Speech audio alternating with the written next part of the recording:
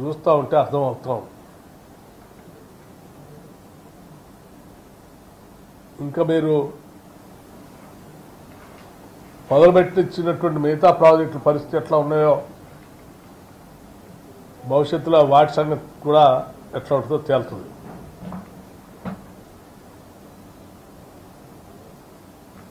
ఇంకా చాలా గొప్పగా ఒళ్ళు గగురు పొడిచే వీడియో కోసం క్యూఆర్ కోడ్ స్కాన్ చేయండి. ఒళ్ళు గగురు పరిచే విధంగా ఈ కూలిపోయే గోడలను కట్టించి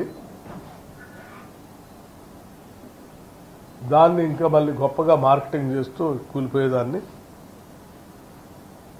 ఎవరి మీదనో బురద జరగటం కోసం ప్రయత్నం చేస్తూ ఉన్నారు. శాంక్షన్ చేసింది 2021 నాడు, మొదలుపెట్టింది 2022 నాడు, సైడ్ వాల్స్ కంప్లీట్ చేసింది 2023 జూలై 23కి. పీరియడ్ మొత్తం మీదేనా. దయచేసి ఇంకా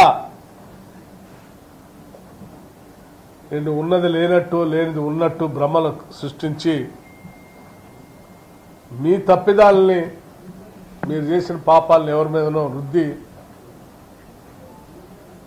దానికి ఇంకెవరినో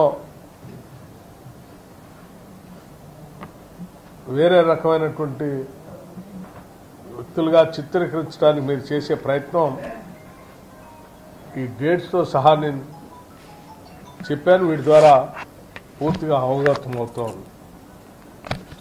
ఇది రెండో అంశం. ఈ సుంకిశాల పైన ఇటువంటి నిర్ణయాలు పనులు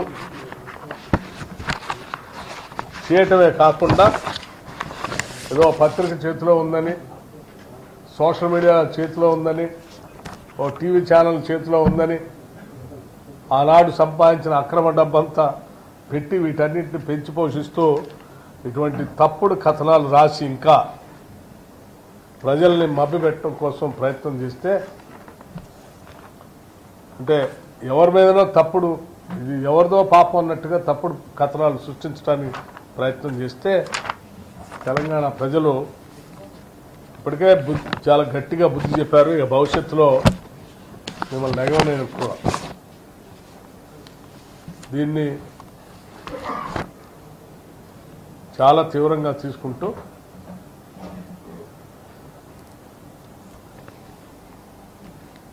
మీ తప్పుడు ప్రచారాల్ని చాలా తీవ్రంగా కూడా ఖండిస్తాం.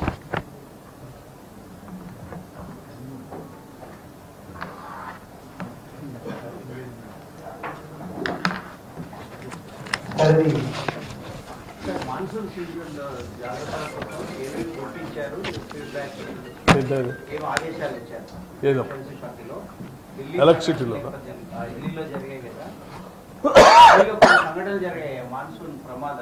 ఎలక్ట్రిసిటీకి సంబంధించా, అండర్ గ్రౌండ్ వాటర్ సంబంధించా, వరద వర్షం వచ్చినప్పుడు తీసుకోవాల్సిన చర్యలు వీటన్నిటికి సంబంధించి ఇప్పటికే హైడ్రా ఏర్పాటు చేసి అట్లాగే పోలీస్ వ్యవస్థను కూడా గేరప్ చేసి జిహెచ్ఎంసీ అధికారులు అందరినీ కంబైన్డ్ ఒక యాక్షన్ ప్లాన్తో సిద్ధంగా ఉండాలి ప్రతి అంశాన్ని కూడా ఎదుర్కోవటానికి అని చెప్పి చాలా స్పష్టంగా ఇప్పటికే అసెంబ్లీ సమావేశాలు జరిగే రోజే రివ్యూ చేసి ముఖ్యమంత్రి గారు ఎవరి బాధ్యతలు వాళ్ళకు అప్పచెప్పడం కూడా జరిగింది. సో ఎటువంటి పరిస్థితులైనా ఎదుర్కోవడానికి ఈరోజు హైదరాబాద్ నగరానికి సంబంధించినటువంటి పాలనా యంత్రాంగం గేరప్ అయి సిద్ధంగా ఉంది, ఇంక్లూడింగ్ ఎలక్ట్రిసిటీ డిపార్ట్మెంట్తో సహా. Thank you. మీరు ఆగస్టు 1కు అది పోయిందన్న వార్తలు వస్తున్నాయి, అది నిజమేనా? ఇప్పుడు దాని పరిస్థితి ఎట్లా ఉంది? రిపోర్ట్ తెప్పించుకున్నారా? అది పూర్తిగా వరద వచ్చి లోపల నీళ్లలో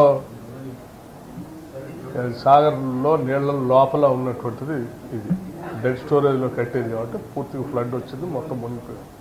ఏం కనపడదు కూడా ఎట్లా ఉందని చెప్తాను. నీళ్ళు తగ్గిన తర్వాత కానీ చూసి అది ఎలా ఉంది ఏం చేయాలనేది చర్యలు తీసుకుంటాం.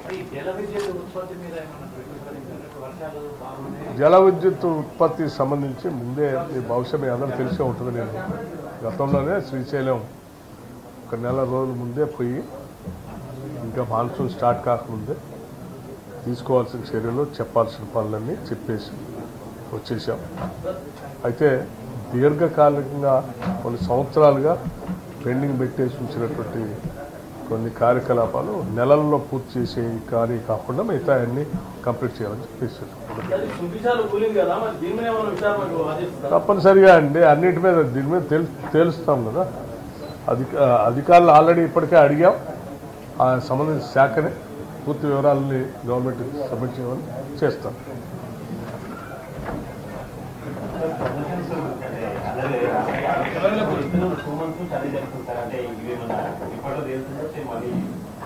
టూ మంత్స్ నుంచి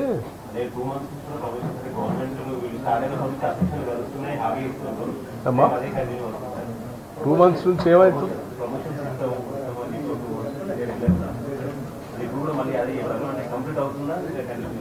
చేయమని చెప్పామన్నా, చేయమని ఆల్రెడీ స్పష్టంగా ఆదేశాలు ఇచ్చాం. దే విల్ హ్యావ్ ఎ వెంటనే చేయమని అన్నాం. టైం ఏముంది?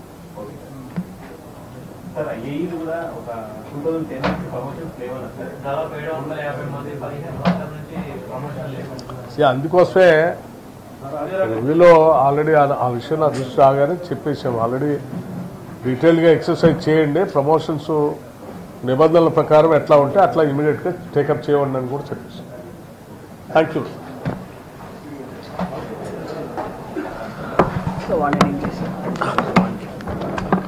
Thank you.